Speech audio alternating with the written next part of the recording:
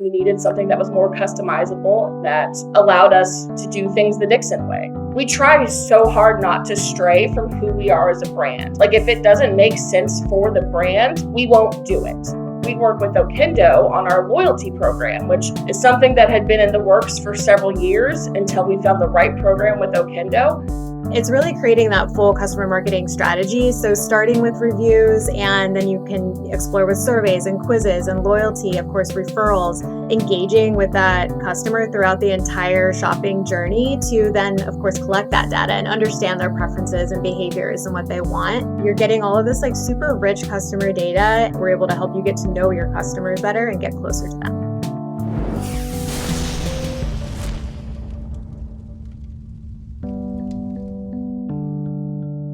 Welcome to the DTC Podcast, Priya and Gabrielle. Super excited to talk about Dixxon Flannels and Okendo today. Gabrielle, first of all, nice flannel, looking great. I'm a huge flannel fan. Can you give, and I actually, as a Canadian, I wasn't quite as familiar with Dixon as a brand, but you guys are huge. Can you kind of give me the Dixon origin story and talk about where you guys are at today? Yeah, absolutely. So Dixon was founded in 2013 by Danny Dreyer, who is still our fearless leader even today. He was working in retail and he was really into the biker community, and he realized that there just wasn't a quality flannel that was designed specifically for riders. So he decided to create it himself, and he would go to bike rallies and sell them out of the back of his sign-on. So Dixon kind of started building just from word of mouth. He got a website going, and now today we're doing on average 1 million orders per month, and we have constant product releases. Every flannel is limited edition, designed here in-house, and each flannel has an inspiration and a story behind it, which I think makes it really cool.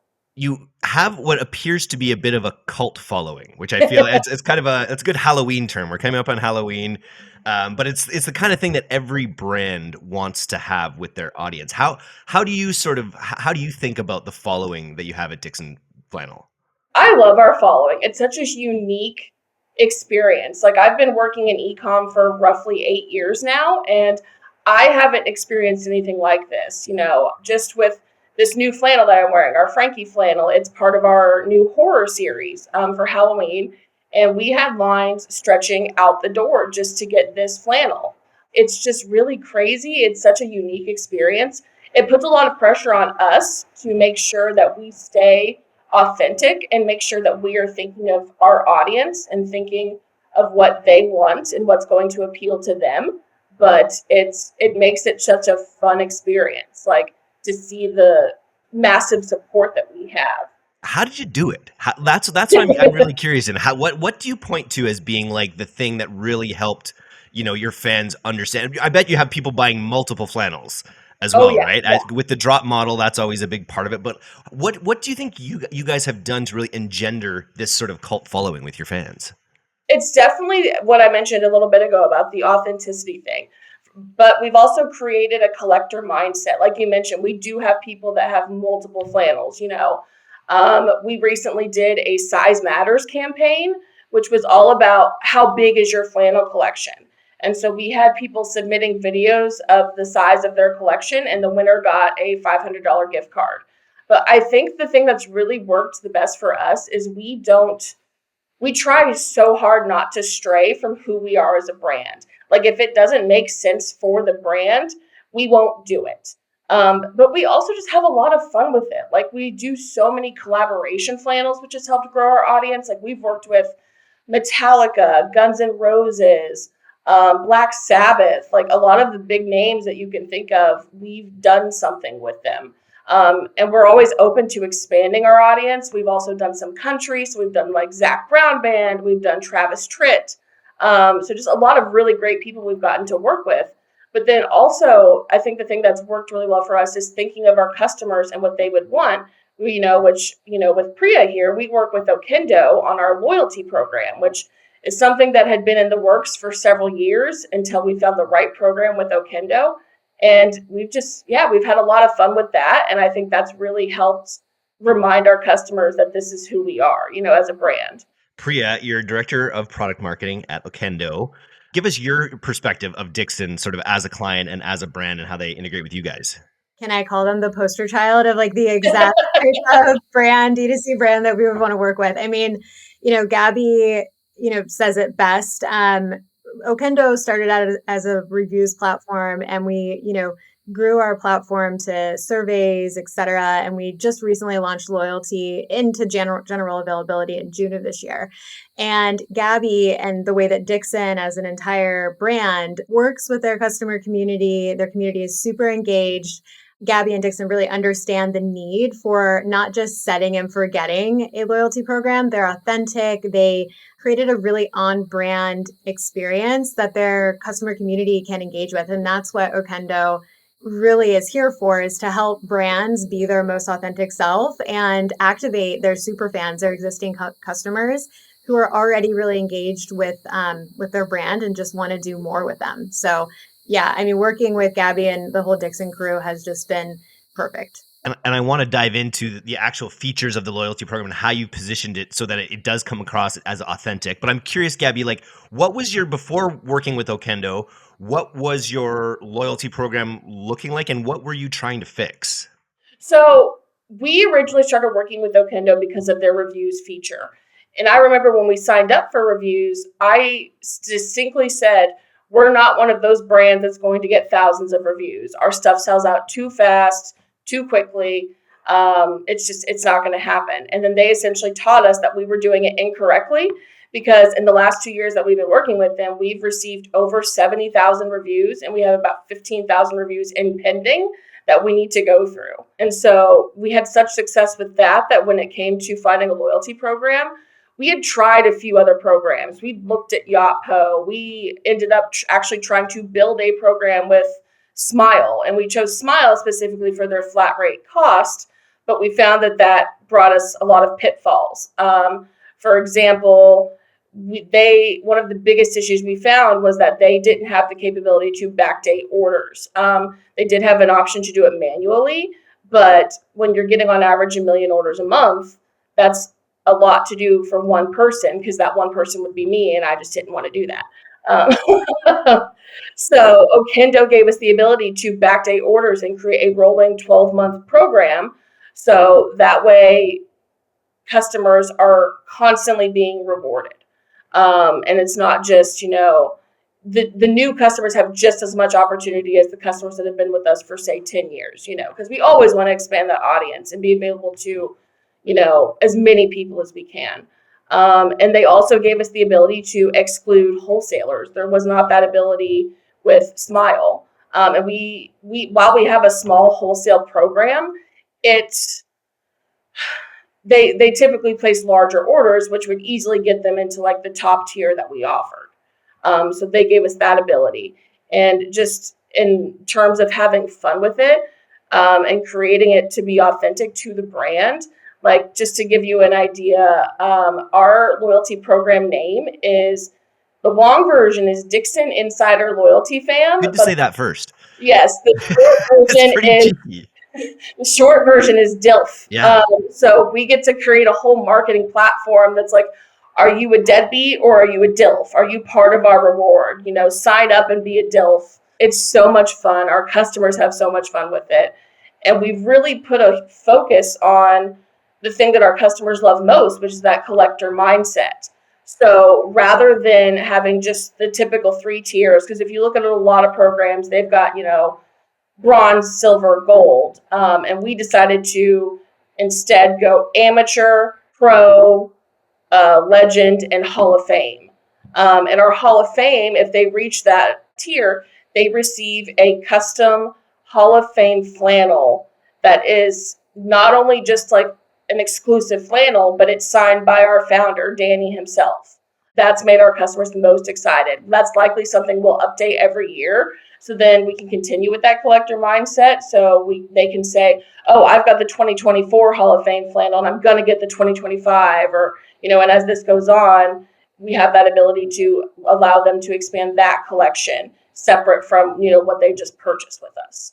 I hear again and again, talking with SaaS companies, the brands that don't just tick a box or paint by numbers to be like, okay, I've set up my loyalty program, it's done.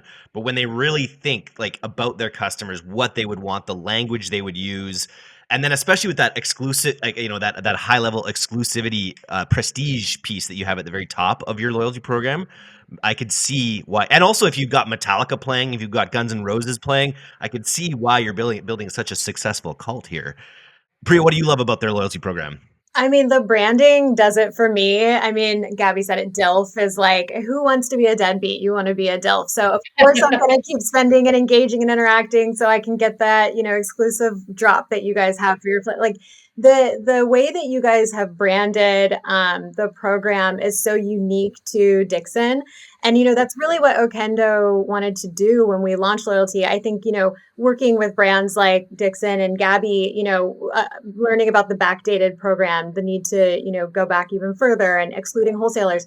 We wanted to develop a program that was customizable and flexible enough for brands to be able to your point, speak to their unique customer community so that they could be as authentic as Gabby and Dixon is able to be with theirs. So for me, I think it's, how they really created this experience that their customers, their community actually loves. They listen to what they want, and then they create this experience that's so consistent to their brand that it doesn't feel like something that's separate, like they're using a different product. And that's exactly what Okendo wanted to do, was to be able to build a product that brands could bring in and, create their own unique experience for their community.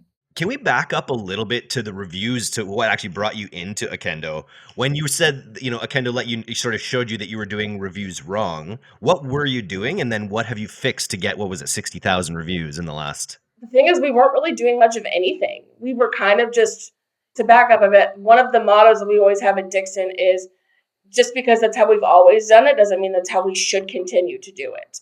And so we're always looking for new ways to improve our brand and our site. So essentially we weren't doing anything, because that's kind of how Dixon started. There was no marketing, there was no ads. It was all started out as just word of mouth. So we were running our reviews in the same way. We were just expecting customers to, if they liked it, go leave a review. And we were using just the generic Shopify reviews app that was free, provided by Shopify. And then we'd heard of a few other brands that we were kind of not trying to emulate, but just that we looked up to that were using Okendo. So we decided to reach out, and they helped us set up a whole process for obtaining those reviews. So now we have an email campaign that goes out every time someone places an order. It tracks that order, and then 3 days after that order has been delivered, they'll receive an email request to leave a review. And they can leave a review for the product, or they can leave a review for the brand, which has made a tremendous change in our reviews. But the other thing that they've done is allow us to group products together. So like we have a few evergreen products. Like we have multiple colors of chino pants, which we have all year round. Those will always be restocked. But the black chino pants are probably going to get more reviews than the maroon chino pants. But we can group all of those together, so it will show the reviews for all colors on just one color, which allows customers to get more of a vibe of how the product actually operates and feels and looks. Do you see an impact? Because obviously reviews are like the core of your social proof in a lot of ways. Do you see a measurable impact in getting so many more reviews? Like, are you seeing higher conversion rates because you have such a plethora of reviews? I mean, absolutely. Yes. It's definitely helped with conversion rates, and the loyalty program has helped with conversion rates. And, with the loyalty program, we even have like a 12% higher AOV than non-loyalty members. But back to reviews. Yeah. And one thing that has really helped is Okendo allows us the opportunity to ask specific questions. So like we can give them a slider range of, how did this fit? Was it too small, true to size, too big? And we can obtain all those answers, and then we can put an average at the top of the reviews on the product. So customers can see, okay, this product fits on average true to size, or on average is too small, so I need to size up, which has kind of helped a lot with our returns as well. Especially because our flannels, the men's flannels run large. We always have to tell our customers, if you wear a size large t-shirt, get a medium flannel because they run big. And having that average at the top and getting to ask those specific questions has helped with that significantly. I imagine it's got a real halo effect across everything. And then there's some other features as well. There's like quizzes. Have you experimented with those at all? We have looked into quizzes actually because I can't give away too much because, we do try to keep all of our flannels a secret, but we do have a really fun pop culture line coming out. And we've thought about using the quizzes to do something kind of BuzzFeed-esque that's like, which team member are, like I'll say that it's a team and each team member is going to have their own specific flannel. So we can be like, which team member are you most like? So which flannel should you get? Because it's going to be really fun with Halloween coming up. But we've definitely looked into experimenting a little bit more with some of the other things Okendo provides, specifically surveys as well, just because it'd be so great to gather that data at the end of a purchase. Like, what brought you to Dixon? How did you hear about us? The more info we can gather with that, the better we're going to be able to reach our audience or know where to put our dollars and how to find new customers. It's just creates such a valuable feedback loop. Like with getting that many more reviews, you're just learning so much more about what people like about the products, what they might not like, any sizing issues, like all of that gets fed back into the Dixon machine, just makes it more and more efficient. Priya, can you give any other examples of brands that are using like the quizzes really innovatively or anything like that? Yeah, we have a ton of brands that are using, we should link our inspiration page. We have a ton of brands using our on-site quizzes, product recommendation quizzes. Opoly is one brand that does a really nice job. Bed Threads is another one that does a really nice job. People were getting confused with, what color they wanted to actually purchase. And so Bed Threads created this quiz and was able to guide them to the color that's going to best, fit their needs or their preference or mood at the time. I think, to Gabby's point, to your point as well, it's really creating that full customer marketing strategy. So starting with reviews, and then you can explore with surveys and quizzes and loyalty, of course, referrals. So it's kind of engaging with that customer throughout the entire shopping journey to then, of course, collect that data and understand their preferences and behaviors and what they want. Being able to, guide them to the right products through quizzes, to understand, how they heard about you, through which, social media channel. Was it TikTok or was it Instagram? There's so much going on now with, the different marketing channels out there. And then being able to help inform your strategies, be it through email communication and personalization, or, figuring out the next exclusive product or reward that you want to offer in your loyalty program. So I think, to Gabby's point and to your point, you're getting all of this like super rich customer data. And I think, Okendo's main point is, be it through the entire platform, all 5 products, or if you're just using reviews and loyalty and exploring quizzes, that's the best way to kind of, come to us and figure out what to use so that we're able to help you get to know your customers better and get closer to them. When I was looking, you were gracious enough to send me a flannel, Gabby, which I really appreciate. I will be getting it soon. But I felt almost overwhelmed where I'm like, I think I have an idea of like what colors look good on me, but like there's just so many options, and it's kind of a balance between like, oh, I want something brighter, I want something I'm going to wear all the time. I could see a quiz being helpful, almost even in like taking people's personalities or even their color palettes in a little bit to be like, we think this flannel would look great on you, kind of thing. Because especially as a guy, I'm not always the most attuned to like what season I am.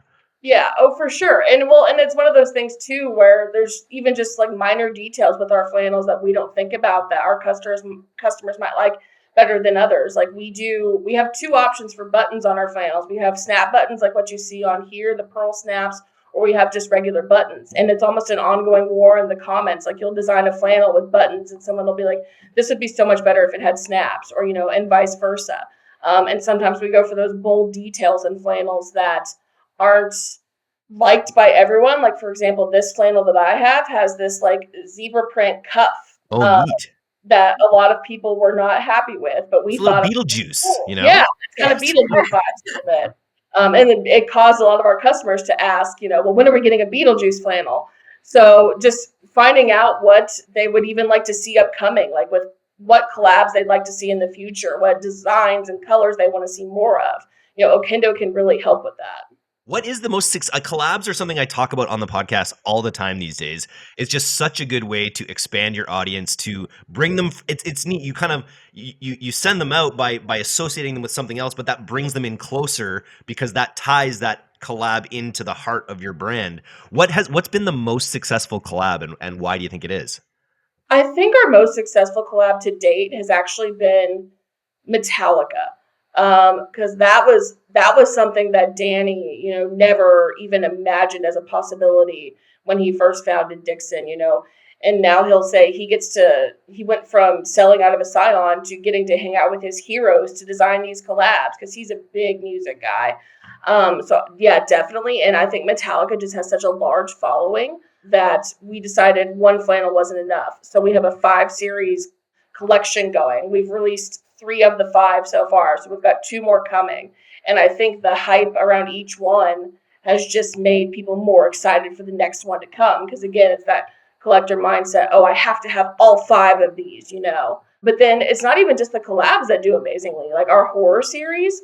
I remember my first year at Dixon, we did a Michael Myers flannel, and we had 25,000 people online at one time for that flannel. Completely crashed our site. I had to figure out how to fix it and manage that traffic. But so collaboration-wise, definitely Metallica. And I imagine the feedback cycle you get through all these reviews and stuff, I bet that helps inform the collabs you do in the future. But what is the thought process for what kind of collabs you're looking for? I guess Metallica's perfect because they wear a lot of flannel. I think Mike Myers wears a flannel when he's murdering people.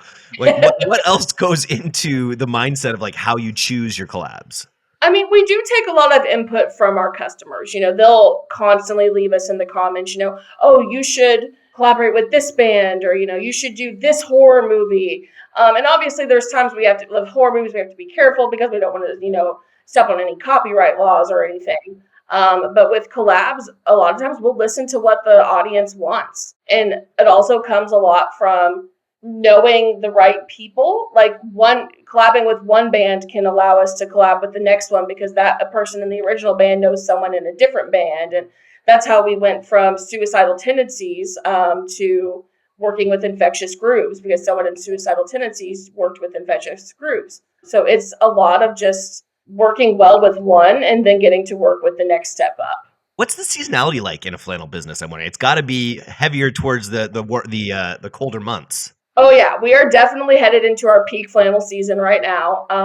Because back where I'm originally from, I'm currently at HQ in Phoenix right now, but where I currently live, actually, it's 61 degrees, perfect flannel weather. So yes, the fall and winter season is definitely our peak season, but we've expanded to kind of work around that. So we don't just do flannels. We have t-shirts, we have tanks, we have swimwear, we have started a whole homeware section where one of my favorite pieces we just released is like a welcome mat that says, if you're not delivering a Dixon package, my dog will eat you. Which I find really humorous because my dog is a pug and he's very small and he can't eat anyone. But yeah, so we're always looking for new opportunities to create new product that our audience is going to want from us. And then Priya, on your side, from Okendo, what are some of the things you're excited about brands kind of really rolling out this Q4? Yeah, I mean, we're coming up on Black Friday, Cyber Monday. So that's a really big time of year for us at Okendo and all of the brands, of course, that we work with. So some of the stuff that I'm excited about seeing is, how our loyalty programs perform for them during this like high traffic, high shopper time of year. The holiday season, of course, is generally big. So Thanksgiving, Christmas, what's going on with quizzes, what types of data are we helping people gather so that they can obviously inform their strategies going into 2025. I think, just utilizing all of our products in the shopping experience going into this holiday season, now that the platform does consist of 5 full fully built out and released products is going to be a really exciting time for us. I think that, holiday season being that it is so busy, return rates can be really high. People don't know what products they want to buy. So it's going to be great to see how our products can help solve for some of those issues, be it through quizzes. Hopefully, if we're guiding people to the right products, that's going to decrease return rates. Hopefully loyalty programs, brands can start setting up like really interesting custom earn roles to increase engagement ahead of the holiday season. So yeah, just really excited to see how all 5 of these products helps brands really crush the holiday season this year and inform, strategies going into next year. Gabrielle, I'm just curious about your client breakdown at Dixon. Is it, I guess you have men's and women's flannels, but I bet people give them as gifts quite a bit as well. How do you think of who your prime customer is? So, we started with the biker community, kind of like the Harley Davidson type community.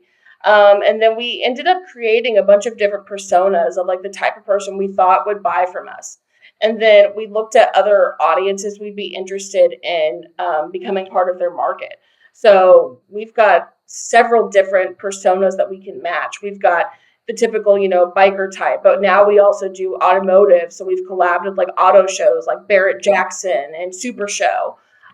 We've also got kind of like a beachy surf line for the kind of, surfer dude like out in California or down in Florida, We've got a whole Western wear line, so that allows us to collaborate with some country artists because there's just so many different personality types, even just within the bike community. We want to be sure we can reach all of them. Flannel is the great unifier.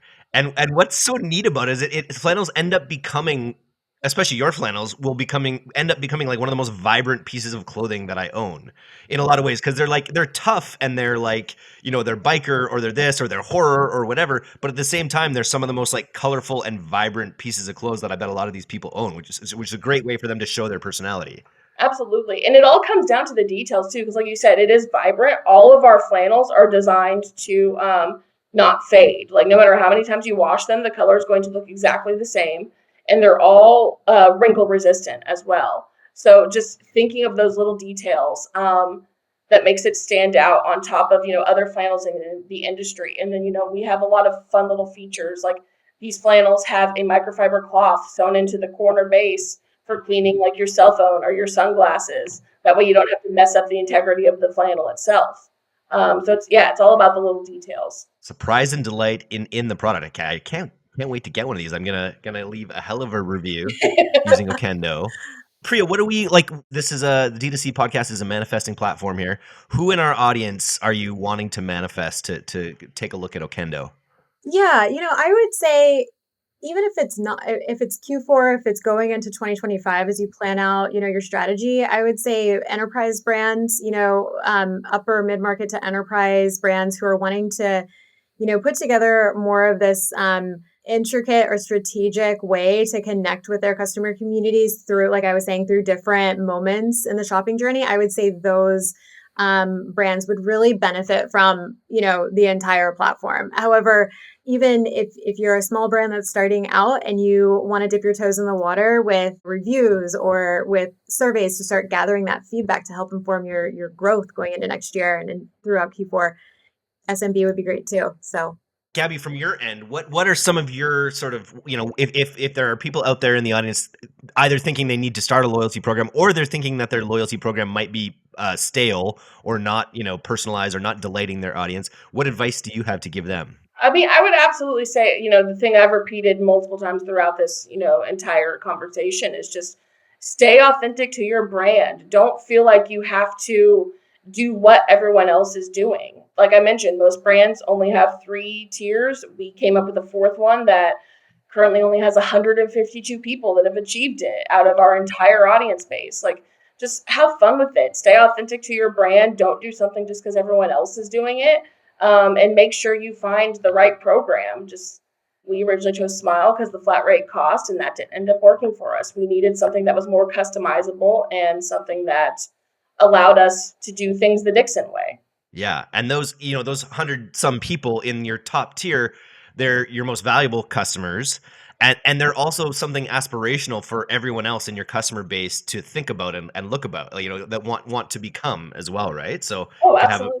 halo effects across the whole business. Mm-hmm. We actually just recently posted like a video where Danny was talking about the top tier and was talking about how he was signing all the flannels, and all the comments in it were like, oh, I just checked, I only need to purchase this much more to reach that tier and get this flannel. And everyone was getting excited about it, and there were friends tagging friends, like, if we combined our account, we could easily reach this tier and get the flannel. It's so that they get really excited about it, and that's what we look forward to, is seeing the excitement from our customers. Very cool. Well, yeah. So think 360 about your customer, what they would like. Look at your current loyalty program and be like, is it even capable of being as dynamic and interesting as I want it to be?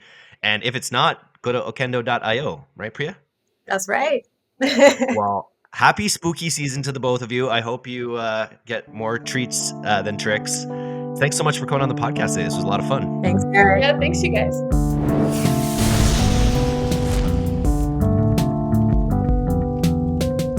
Thanks so much for listening to today's episode.